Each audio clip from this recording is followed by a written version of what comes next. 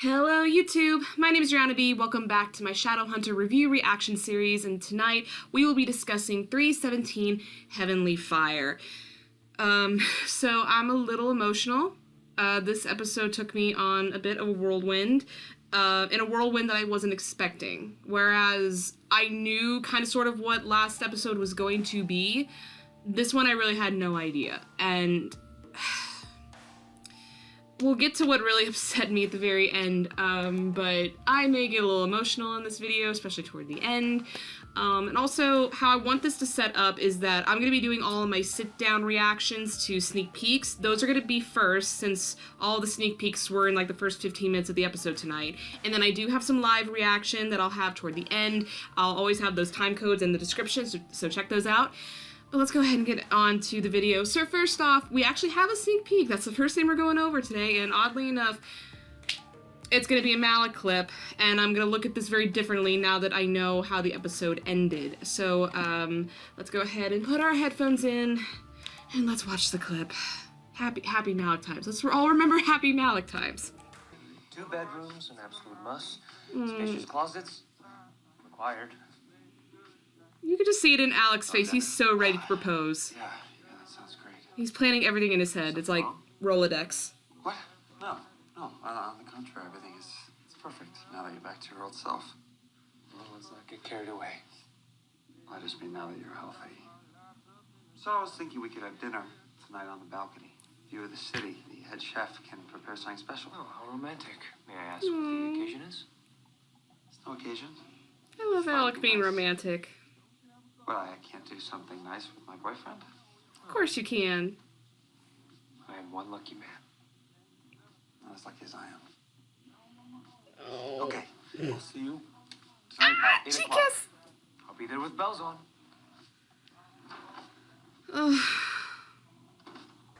See, I can't...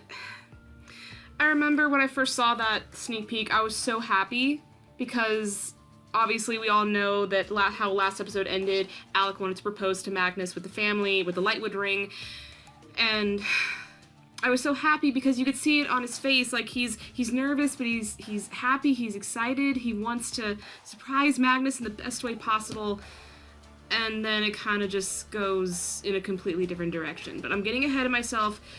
We actually need to move on to our next sneak peek, because that basically happened right after this, and that is the scene between Clary and Jonathan, because Clary, Jace, and Alec are all in the cell area where Jonathan's being kept. And Jonathan has said that the only person he will talk to is Clary, so let's go ahead and play that sneak peek. Don't worry, I won't. Where is the Morningstar sword? I missed you too. Where is He just talks in a very creepy manner sometimes. You know it's capable of opening a rift into Eden. Is that why you want it? To release demons? It's a Morgenstern family heirloom. It belongs in the hands of its rightful owners. I still don't buy it. Your boyfriend is keeping an awfully close eye on you, isn't he? For good reason.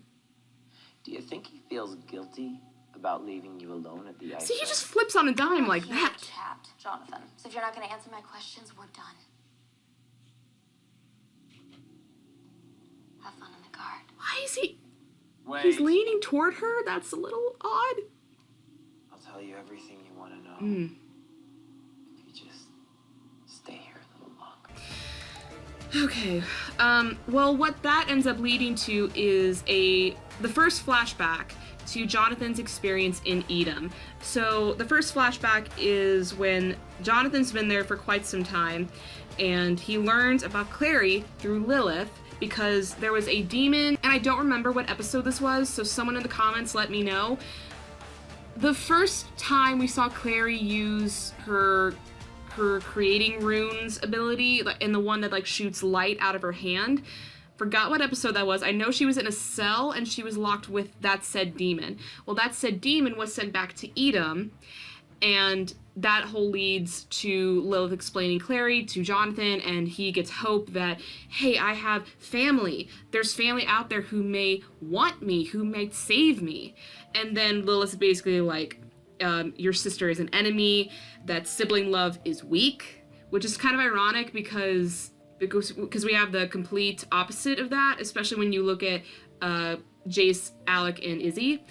But basically, even though she says all this to him, he still has that sense of hope. So after that whole explanation, we move on to Izzy, who goes to Simon's apartment to ask for basically a favor and wants him to be involved with this mission that involves Heavenly Fire and the Guard.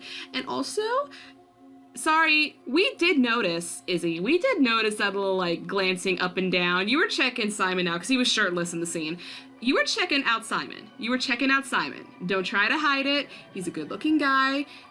And, you know, I just thought it was really funny. But this takes me to my last sit-down reaction, and that is when Alec joins Izzy and Simon and their explanation of their mission in the Guard. I was so urgent and Very busy planning my proposal. I was able to decrypt the chip I extracted from Sentry Greenlaw. I think it holds the key to breaking Clary's bond with Jonathan. Greenlaw smuggled out prisoner profiles. And they're all downworlders. They've been redirected from the Guard to Project Heavenly Fire. Heavenly Fire, as in glorious. If the sword still exists, there's a good chance It is interesting that he chose those prisoner profiles. I wondered if he could have done anything else besides that. The only way to find it is to get someone on the inside. Not just anyone. A vampire named Zeke Russo. Who's that? About that, Alec. You kidding me? So basically, with that, they explain that Simon's gonna go undercover as Zeke Russo, a vampire who committed murder and is now being held by the Clave, and he's gonna go in and see if he can find any sort of information on what Heavenly Fire is, because obviously Heavenly Fire has something to do with all of these downworlders being taken and these so-called experiments, yada yada yada. And of course, Alec is unsure of this. He does agree to it at the end of the day, as long as Izzy can take care of it. And before they send Simon to the Guard, Izzy gives Simon a Seelie ring, which is kind of like a way of communication. So they use the Seelie magic in the rings, and if I'm saying this correctly, hopefully I'm saying it correctly, but my assumption is that Seelie magic is used in the rings to both make it disappear so it's not visible on the hand while you're awake, and that you can communicate telepathically. So we have Simon officially in undercover, and this is where we finally meet Helen Blackthorne, who has been heavily anticipated for much of the show. She's finally here, and I'm very excited to see what she brings to the show. It's kind of sad that she's coming in so late, and I think if we had gotten another season, and hopefully we will get another season, I don't want to sound like I'm giving up hope there, I would hope that we could see more, but it is a little sad she's coming in so late. But anyway, she brings Simon into this holding area where they have all vampires, and all of a sudden, and I kind of figured this would happen, Raphael is in the same holding cell, and I figured that this would happen, but it's still kind of like happy and a little surprising to see him there. So Simon fills him in on this whole undercover thing, and asks Raphael if he knows anything about Heavenly Fire, about Glorious, and all this sort of stuff. Obviously he doesn't know, because the guards and everybody, they're not going to say anything. And Raphael explains to Simon that they take these vampires out, and another holding cells is probably the other way around if it's like a warlock or a Seelie, that they take them out and that they never come back. So at that point, we don't know what's going on with these downworlders. All we know is that they're being taken against their will and that something is being done to them. Back at the Institute, we have Izzy, who is starting to feel a little concerned because she can't use her tracking rune to track where Simon is. So she asks Eileen for help, and she promises her Jonathan's death and justice for Sebastian, who is her cousin, if they can get into figuring out what's going on, because she basically says that there is something there that could help Clary get separated from Jonathan, and that way we can kill Jonathan and this whole mess will be over. And a cute little moment here, which I was so happy that they put in, we have Alec coming back down to the holding cell where Jonathan is, where Jace is still standing guard, and he's on the phone getting out of the elevator, and he's ordering roses for his dinner with Magnus, and oh my god, my heart was just, oh, it was so, so sweet. And it's there that Jace obviously knows that he's very nervous, and he probably feels it too through their Parabatai rune, but it's so sweet to kind of have this little back and forth between these two Parabatai and these two brothers about Alec proposing to Magnus. And of course, Jace is super supportive and excited for him and basically says, you know, when Magnus realizes he gets to spend the rest of his life with you, that it'll all be worth it. But oh boy, how things are gonna change here pretty quickly. So we move on to flashback number 2 with Jonathan and Edom, and this was before the last flashback, and we find out that Lilith kind of burns Jonathan because he has like the scarring all over his face, and it looks a little bit worse in this flashback compared to the last one, but obviously she burns him for either a punishment or like reassurance, and he basically just really gets sensitive and says that he fears Edom, he fears her, hates her even, and he wants to go home back to Earth. And Lilith, taking some sort of mercy on him, basically tells him the whole Morningstar sword thing, and that his only way of escaping is for someone to activate the sword so that he can escape along with multiple other demons. I've never had anything from you. Except the fact that you turned into Jace and kissed her when you were pretending to be your boyfriend. Mother. Years His hair. that my Todd bear was temporary. Must you do this? Leave Freeform. I don't want to be burned anymore. What sword? Morningstar? Where is it? Your guess is as good as mine. It first belonged to Lucifer, but now it goes by the name Morningstar. Hold on. Find it. Lucifer entrusted the sword to the Morgenstern family, which means that only someone with Morgenstern blood can wield it, and that means you and Valentine. And if my memory serves me correctly, Valentine abandoned you here with me. Is the Morningstar sword the soul sword? Jonathan, Why am I getting that vibe right now? turn alive. Who cares about you? Nobody is coming for you. Oh man. Nobody loves you like I do. You don't realize what love is, woman. Or, you're not even a woman. Technically, you're a demon. And when she said that, the first thing that popped into my head was at the very end of season 2, when, or actually I think it was technically in the middle of season 2, right? It was 210 or something like that, where Jace activated the soul sword, and that, and the thing is, I may get my stuff mixed up here, guys, this is just my own thought process at the time, that maybe that was a trigger for something to happen, because there was that big void at the beach that Magnus had to seal that was letting all these Shax demons and all these other demons out. So my first thought was, is the soul sword the Morningstar sword? Because that would be a pretty big twist. So I don't know if that's the case. It probably isn't. But it was food for thought when I was thinking at the time. And the other piece of information is that only Jonathan, Jace, and Clary can activate the sword, since they are the only Morgenstern and or basically you have to be a Morgenstern or have to be related to Valentine in some way. So currently it's Jonathan, Jace, and Clary who can activate the sword. We go back to Izzy and Eileen, and they go through more research on the fact that Raphael is there and all that sort of stuff. And then we find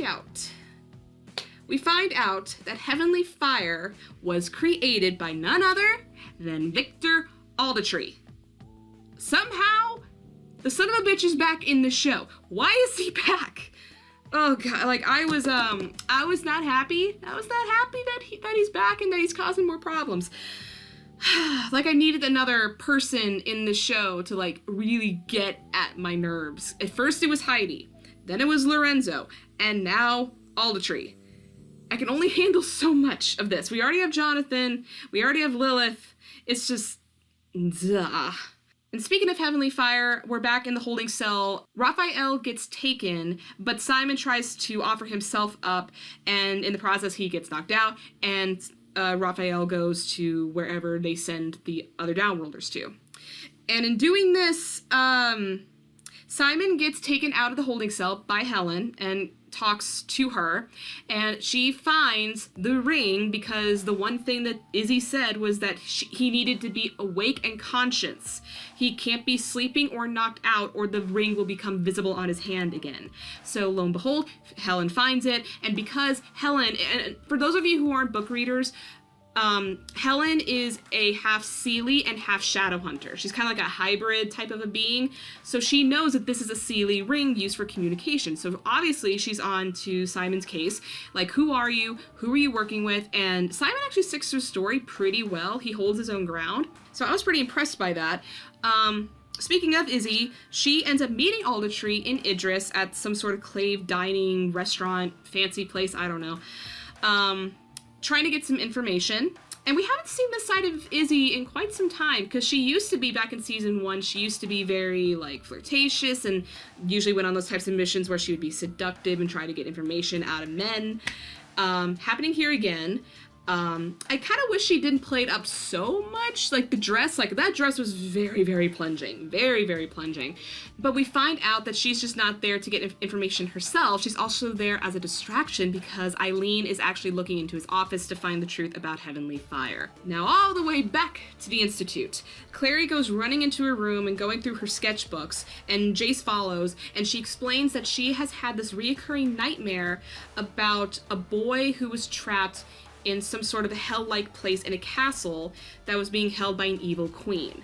Lo and behold, that's Jonathan in Lila's castle in Edom crying out for Clary to come and save him.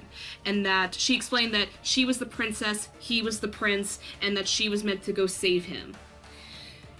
I don't know how long this has been going on, because this goes way back before she even knew she was a Shadowhunter. So, like, has there always been that bond with them, and she's only ever just felt these little urges, and she didn't understand the gist of it until she knew of Jonathan and all that sort of stuff? Because that really confused me. I don't know if it confused anybody else, but I'm like, has this really been going on for as long as this? Like, because Clary's 18 or 19 at this point. I don't know. She's still 18 because this show, the timeline's a little askew. But for 18 years for her to be getting these sensations, I mean, that's kind of... I mean, I don't know what to say. So this leads Clary to think that she had a chance to save Jonathan, but Jace is obviously like, you know, no, he's a monster. This is like a way to manipulate. There's no chance in saving him. He is evil. And this is, I think, now officially the turning point where Clary is like, there's something more to my brother Jonathan than just him being an evil person. There's more to him. There's a sensitivity. There is a connection. Where that leads, we're yet to see it as of yet, but we're definitely going to be seeing it soon. Now back to Simon, he continues his conversation with Helen. She threatens to call her supervisor. And because Simon's a daylighter, he doesn't get affected by UV, which is surrounding him currently, so he just sneaks through the UV rays, goes and finds the experimental room that we saw back in 311, and then after that, he goes and finds this other room where there's other downworlders there, and Raphael's there, and he's just standing there where sun is coming in. Now, obviously, you know, Raphael's not a daylighter, he's a vampire still, so why is he not burning? And Simon asks him this. He's like, are you a daylighter now? And Raphael's like, no, I'm not a daylighter. I'm human. Like, I'm going to play my reaction right now to that, because I think that reaction's better than what I can say right now.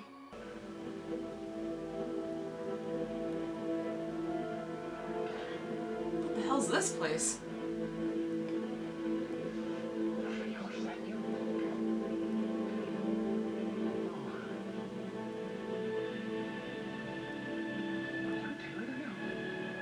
What? I'm not a daylighter.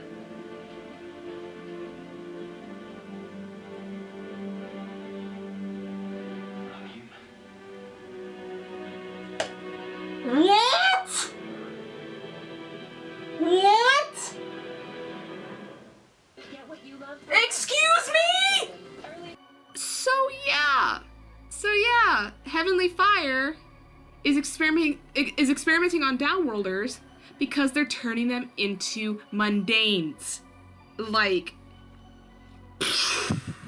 mind officially blown. So before we get into the rest of that, we did have a quick little scene with Magnus in Alec's room. He's all dressed. He looks absolutely sexy and fabulous like he always does.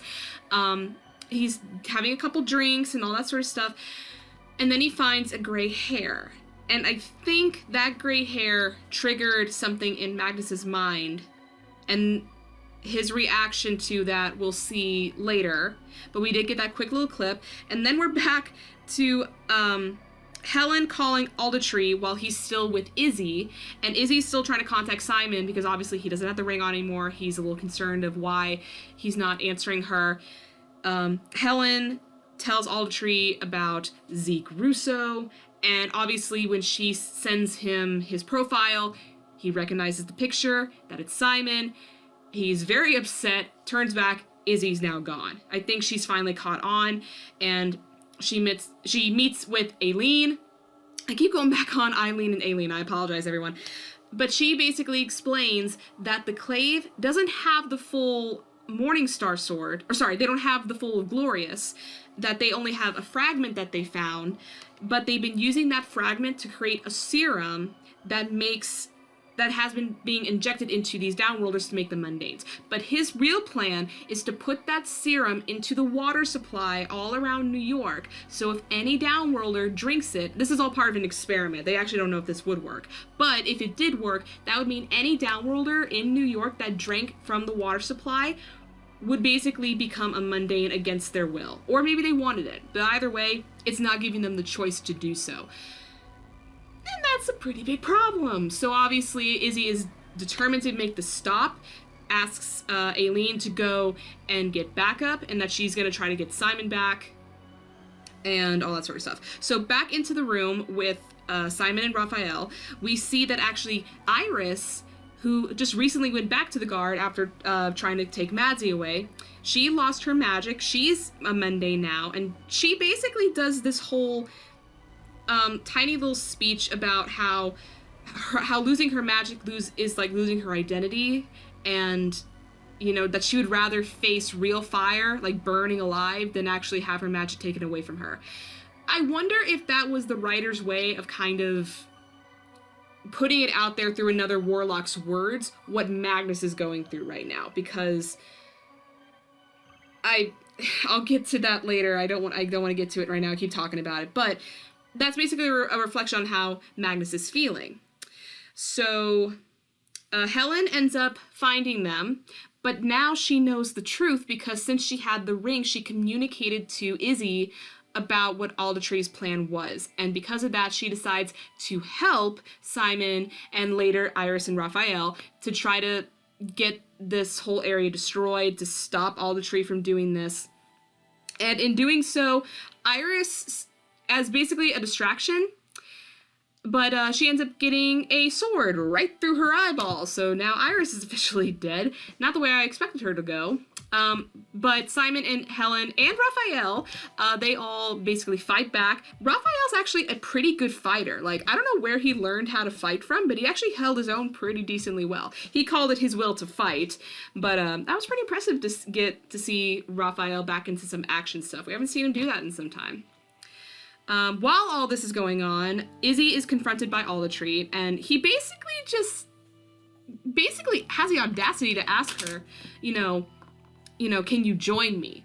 Join me in this quest of destroying the downworld. And obviously she doesn't want anything to do with this, and basically calls him delusional, which he is, and it's just basically this whole plan is still a reflection on his grudge against the downworld and his relationship with his werewolf wife, and that whole thing is just, it's just so stupid and delusional. I just hate, oh god, I hate it. I hated Aldertree in season 2. I hate him now still. It's just, he irks me so much. So Helen ends up giving Simon some of the Heavenly Fire Serum so that they can give it to Clary to hopefully separate her and Jonathan.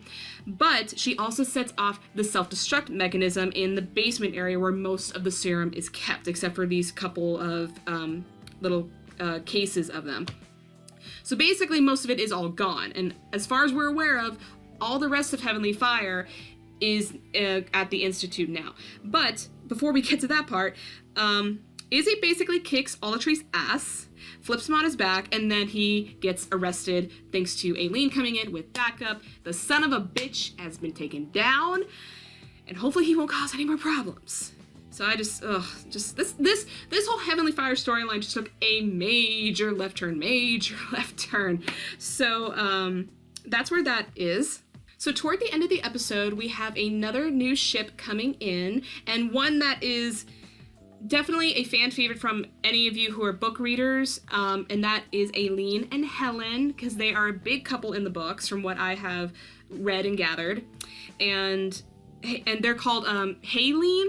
If I'm saying that correctly, hopefully I'm saying that correctly, but they have their little meet cute, and I'm excited to see where their relationship goes. Again, I wish they had more time, but hopefully we'll get some good stuff in the last few episodes that we confirmed that we have. So, and then we go back to the Institute, and Izzy and Simon call each other badasses, and that they're really cool, and the chemistry's there, and I want them to be together so badly. Then a quick little moment with Clary and Jace going to talk to Jonathan, basically letting him know that, you know, the time of Clary and Jonathan being fused by this rune is almost up. And he just starts begging. He begs Clary, don't do this. Don't do this, Clary. You're my princess. You're supposed to save me. And he really the minute he said princess, I'm like, oh no. Oh no, like I was like, oh boy, things are gonna get more complicated now. So I'm very interested to see where that whole storyline goes. But now we move on to the part that just broke my heart into 1,000,001 pieces, and that was the very, very end, because I've been waiting for that Malec proposal dinner, and I was wondering, okay, we're over halfway through the episode, where is the proposal? We're 10 minutes left, where's the proposal? And we finally get to the end, and Alec has this beautiful dinner set out on the balcony, you know, candles and roses. He even has the ring in the little box on a silver platter with rose petals all around it. I mean, you can't get more romantic than that. And obviously, he seems very nervous, which he should be because he's about to propose to the man that he loves. But we look at his phone, and it says it's like 8:30 something. They planned for dinner at 8, so Magnus is about 30 minutes late. Obviously something's wrong. Magnus finally shows up, but he shows up drunk. And because he's in a drunk state, he ends up just spewing all of his real emotions out, basically saying that he's useless without his magic, that he's lost his powers twice, and basically almost even attacks Alec by saying, you know, you have everything going for you. You're head of the Institute. You're in charge of all of these Shadowhunters. And you know what, Alec? I'm a mundane now. And at the end of the day, that's what you always wanted. And that just, I mean, saying it out aloud right now, my eyes are getting teary. And obviously Alec is very hurt by that. And he basically is like, all I've ever wanted was for you to be happy, which is the truth. But Magnus basically confronts him and he's like, I'm not happy. And then it just divulges into this mess of a situation, and I have my reaction, and yeah, my reaction speaks for itself. I really love this pre-war architecture. It is just gorgeous, just like you. Oh no, he's drunk, isn't he? Have you been drinking? Oh. Suddenly I lost my warlock tolerance for booze and... Oh no. How Magnus! much have you had? a lot. Why? Are you judging me? No, I'm just concerned. I've never seen you like this. Oh, you didn't hear? I lost my magic. Twice! Oh no. And I'm just coming to terms with how useless I am without it. Magnus, you're not useless. Magnus! Oh, easy for you to say. You're at the top of your game. Well, I'm just a has-been warlock who isn't good for anything except comic relief and drinking. But hey, I'm a mundane now, right? Just like you've always wanted. Oh no. All I've ever wanted is for you to be happy. Well, I'm not. Oh no. Don't make me pretend this is just a phase. Because it's not. What I'm feeling now, it may never pass. For as long as I live. Alec, Stop. Let me go, please. Stop. Let me out. Stop. Let me be here with you.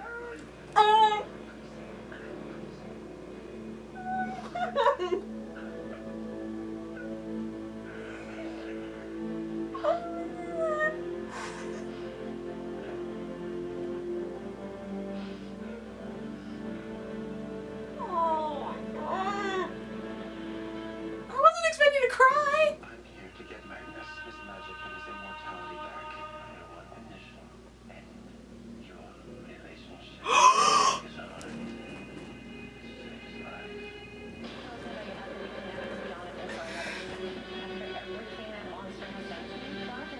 life.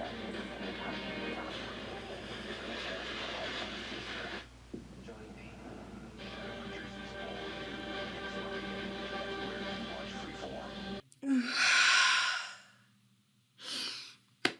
So yeah, in my reaction, you don't see me like actually crying because I didn't actually cry until after the credits rolled, and also the promo for next week, that didn't help it much either. It's just that I was so hyped, and I think a lot of us who are Malec fans, we were all really hyped about this because we wanted that proposal so badly. And part of me thinks like the writers knew what they were doing. The writers knew what they were doing when they were writing this all out. They knew we were going to be so excited about them possibly getting engaged this episode, and it just did not. It just did a complete 180. It literally ended in the worst way possible, which is ironic because last episode ended on such a high note, and now we end on another low note with this whole thing, and I'm just so... like, I'm still, like, I've watched the episode twice now, and I've seen that ending multiple times, like, on Instagram and on YouTube, and it's just, I'm not over it.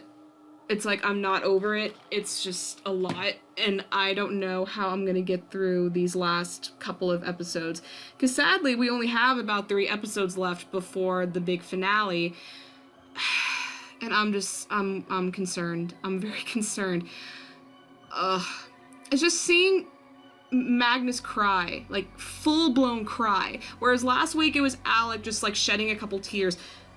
Magnus like broke down. He broke down in Alec's arms, and that is what just did me in. Like, seeing that, I mean, kudos to Harry on a great performance at the very end there, but that just broke my heart into a million pieces, and it's just, I don't know how we're gonna get through these last couple of episodes, because it's not gonna be any easier for Malec. It's not gonna be any easier on Clary or Jonathan or Jace. Hopefully some better times for Sizzy, but we've got a lot of hardships coming our way. And now that Heavenly Fire is now taken care of, like that whole storyline's gone, now we've got to focus on Jonathan and some new, and probably another big enemy coming into the picture here very soon. But we'll have to wait and see on that. So until then, I'm going to end this video here. So if you guys liked it, please give it a thumbs up. Leave me comments down below. What did you think of this roller coaster of an episode? Any theories, favorite parts, anything? Just leave me those comments because I would love to read them. And if you want to see my future videos or videos I've already done, go ahead, hit subscribe, and hit the little bell icon so you can be notified when my videos come out. That's all I have for you guys today. And until the next video, bye! Mwah.